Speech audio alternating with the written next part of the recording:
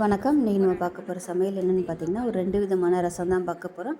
ரெண்டுமே வித்தியாசமாக இருக்கும். ஃபஸ்ட்டு பார்க்க போகிறது வெங்காய ரசம். நல்ல எதிர்ப்பு சக்தியும் கிடைக்கும். வாங்க எப்படி செய்யலாங்கிறத பார்க்கலாம். ரெண்டாவதாக பார்க்க போகிறது தேங்காய் பால் ரசம். ரெண்டுமே சூப்பராக இருக்கும். குறைவான சாதத்துக்கு இந்த ரசம் ஊற்றி சாப்பிட்டு பாருங்கள், அட்டகாசமாக இருக்கும். வாங்க இந்த 2 ரசமும் எப்படி செய்யலாங்கிறத பார்க்கலாம். ஒரு குக்கர் எடுத்துக்கலாம். மெஷரிங் கப்பில் 1/4 கப் அளவுக்கு துவரம்பருப்பு சேர்த்துக்கலாம். 1 டேபிள் ஸ்பூன் அளவுக்கு பாசிப்பருப்பு சேர்த்துக்கலாம். அதை நல்லா கழுவிட்டு வந்துட்டு பார்க்கலாம். இப்போ இதில் தேவையான அளவுக்கு தண்ணி சேர்த்துக்கலாம். இப்போ தண்ணி சேர்த்தாச்சு. இப்போ 2 தக்காளியை சேர்த்துக்கலாம். இது மாதிரி 4ஆக கட் பண்ணிவிட்டு சேர்த்துக்கோங்க. இப்போ இதில் எண்ணெய் சேர்த்துக்கலாம் பொங்கி ஊற்றாமல் இருக்கிறதுக்கு.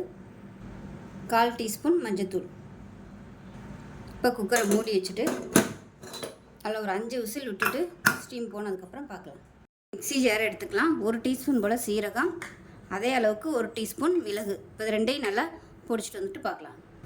இப்போ இன்னொரு மிக்ஸி ஜாரில் 1/4 கப் அளவுக்கு துருவின தேங்காய் சேர்த்துருக்கேன். இதை நல்லா கொஞ்சமாக தண்ணி ஊற்றி கெட்டியான தேங்காய் பாலை எடுத்து தனியாக வச்சுக்கலாம். இப்போ ஒரு பவுலில் சின்ன லெமன் சைஸுக்கு புளி வந்து தண்ணியில் கரைச்சி எடுத்து வச்சுக்கலாம்.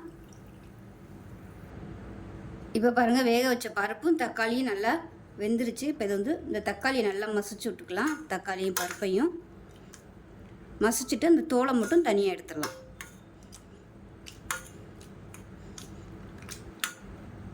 இப்போ பாருங்கள், நல்லா மசிச்சுட்டேன். இந்த தோலெல்லாம் எடுத்தாச்சு. இப்போ தக்காளியும் பருப்பும் நல்லா மசிஞ்சிருச்சு. இப்போ தனியாக இருக்கட்டும். இப்போ ஒரு கடாய் எடுத்துக்கலாம். இப்போ இதில் நம்ம பொடிச்சு வச்சுருக்கிற மிளகு சீரகம் இதை சேர்த்துக்கலாம். இது கூடவே 3 பச்சை மிளகா 2ஆக கீறிட்டு வச்சுருக்கேன், அதை சேர்த்துக்கலாம். அது கூடவே ஒரு சின்ன துண்டு இஞ்சி நல்லா நச்சுட்டு எடுத்து வச்சுருக்கேன், அதையும் சேர்த்துக்கலாம். கொஞ்சம் கருவேப்பிலை, கொஞ்சமாக கொத்தமல்லி இலை. இது கூடவே நம்ம எடுத்து வச்சுருக்க தேங்காய் பால் அதையும் இது கூட சேர்த்துக்கலாம்.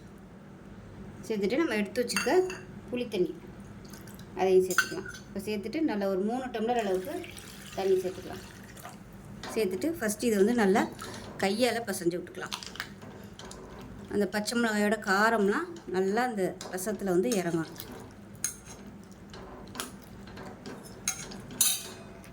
இப்போ நல்லா கையை வச்சு நல்லா மசிச்சு விட்டுக்கணும். மசிச்சு விட்டுட்டு இப்போ பாருங்கள், நம்ம எடுத்து வச்சுருக்க அந்த பருப்பு தக்காளி அதையும் சேர்த்துக்கலாம். மசிச்சு வச்சுருக்கிறத சேர்த்துட்டு நல்லா கலந்து விட்டுக்கலாம். இப்போ இன்னும் கொஞ்சம் தண்ணி சேர்த்துக்கலாம். இப்போ இதில் 1/4 டீஸ்பூன் மஞ்சத்தூள் சேர்த்துக்கலாம். இப்போ இதில் உப்பு தேவையான அளவுக்கு சேர்த்துட்டு கேஸ் ஆன் பண்ணிக்கலாம். இப்போ வந்து நல்லா கொதிக்கட்டும். ரொம்ப நேரம் கொதிக்க விடக்கூடாது. தளதளன்னு கொஞ்சம் ஒரு நிமிஷம் கொதிச்சா போதும். ஏன்னா ஏற்கனவே எல்லாமே வேக வச்சு தான் போட்டிருக்கோம் தக்காளியெல்லாம். அதனால் அந்த புளியோட பச்சை வாசனை போகிற அளவுக்கு மட்டும் கொதிச்சா போதும். 1 நிமிஷம் கொதிக்கட்டும். இப்போ ரசம் நல்லா கொதிச்சிருச்சு. இப்போ இந்த ஸ்டேஜில் என்ன பண்ணலான்னா, அதில் ஒரு 3 டேபிள் ஸ்பூன் அளவுக்கு நெய் கொஞ்சம் ரீஃபைண்ட் ஆயில் சேர்த்துட்டு கடுகு, உளுந்து, வெந்தயம், பெருங்காயம், கருவேப்பிலை, வரமிளகாய் போட்டு நல்லா பொரிய விட்டுக்கலாம். இந்த வரமிளகாய் நல்லா கருக வறுக்கணும், அப்போ தான் நல்லா வாசமாக இருக்கும். இப்போ பாருங்கள், இந்த அளவுக்கு வரமிளகாய் நல்லா கருக வறுக்கணும், அப்போ தான் நல்லாயிருக்கும். இப்போ அப்படியே எடுத்து தாளிப்பு இந்த ரசத்தில் சேர்த்துக்கலாம். அவ்வளோதான், கேஸ் அமர்த்திடலாம். ஒரு சூப்பரான மிளகு ரசம் ரெடி ஆயிடுச்சு. தேங்காய் பால் மிளகு ரசம் சூப்பராக இருக்கும். கண்டிப்பாக இதே மாதிரி செஞ்சு பாருங்கள். சுடு சாதத்துக்கு நல்ல சாதத்தை குழைய விட்டு இந்த ரசம் ஊற்றி சாப்பிட்டிங்கன்னா சூப்பராக இருக்கும். ஒரு மிக்ஸி ஜார் எடுத்துக்கலாம். இதில் வந்து 3/4 டேபிள் ஸ்பூன் மிளகு சேர்த்துக்கலாம். 1/2 டேபிள் ஸ்பூன் சீரகம் சேர்த்துக்கலாம். 3 வரமிளகாய் சேர்த்துக்கலாம். இப்போ இது 3ஐயும் நல்லா அரைச்சிக்கலாம். இப்போ அதே மிக்ஸி ஜாரில் ஒரு பச்சை மிளகாய் சேர்த்துக்கலாம். இந்த சைஸுக்கு சின்னதாக 2 துண்டு இஞ்சி, ஒரு 5 பல் பூண்டு. இப்போ இதையும் குறைன்னு அரைச்சிக்கலாம். இப்போ அதே மிக்ஸி ஜார் எடுத்துக்கலாம். 10லேருந்து 12 சின்ன வெங்காயம் சேர்த்துக்கலாம். இதையும் குறைன்னு அரைச்சிக்கலாம். இப்போ ஒரு பேன் எடுத்துக்கலாம். இதில் வந்து நெய் சேர்த்துக்கலாம். இப்போ இதில் எண்ணெய் கொஞ்சம் சேர்த்துக்கலாம்.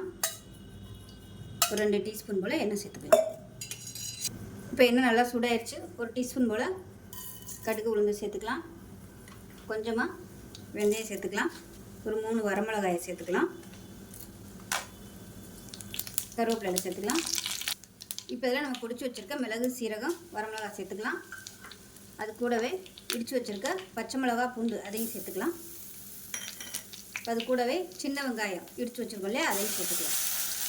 மீடியமான ஃப்ளேமில் எல்லாத்தையும் நல்லா வதக்கிக்கலாம்.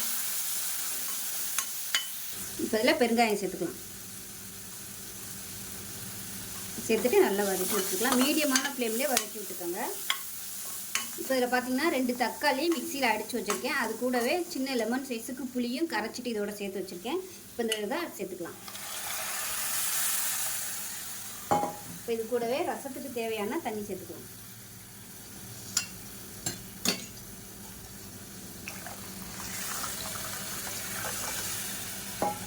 இப்போ இதில் பருப்பு கரைச்சி வச்சுருக்கேன்.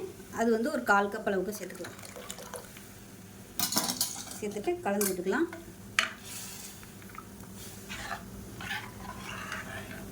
மஞ்சத்தூள் 1 டீஸ்பூன் போல் சேர்த்துக்கலாம். சேர்த்து எல்லாத்தையும் நல்லா கலந்து விட்டுட்டு அப்படியே டிஸ்டர்ப் பண்ணக்கூடாது. தண்ணி தேவைப்பட்டால் இன்னும் கூட தண்ணி சேர்த்துக்கலாம்.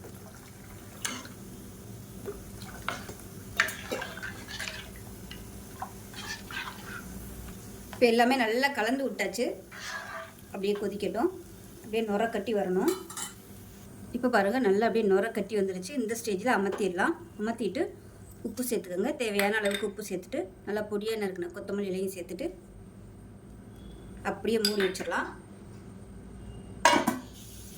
எப்படி இருக்குன்னு பார்க்கலாம். இப்போ பாருங்கள் ரசம் வந்து சூப்பராக ரெடி ஆயிடுச்சு.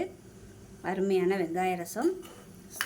குறைவான சாதத்துக்கு இந்த வெங்காய ரசம் ஊற்றி சாப்பிட்டிங்கன்னா சூப்பராக இருக்கும். செஞ்சு பாருங்கள். செஞ்சு பார்த்துட்டு எப்படி இருந்துச்சுங்கிறத சொல்லுங்கள். வீடியோ பிடிச்சிச்சின்னா லைக் பண்ணுங்கள், கமெண்ட் பண்ணுங்கள், சேனலை சப்ஸ்கிரைப் பண்ணுங்கள், பக்கத்தில் பெல் பட்டனையும் ப்ரெஸ் பண்ணுங்கள். நன்றி.